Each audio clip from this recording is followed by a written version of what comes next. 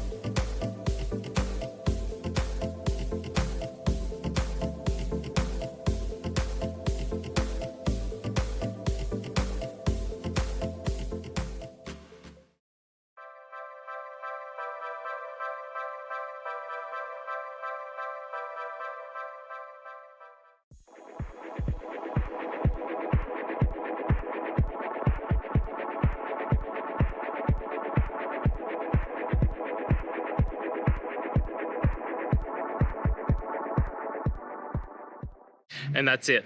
I hope this video has helped you get through to that resolution that you're looking for. If it did, please hit subscribe. And until next time you need technical help, I hope you have a good one. Cheers.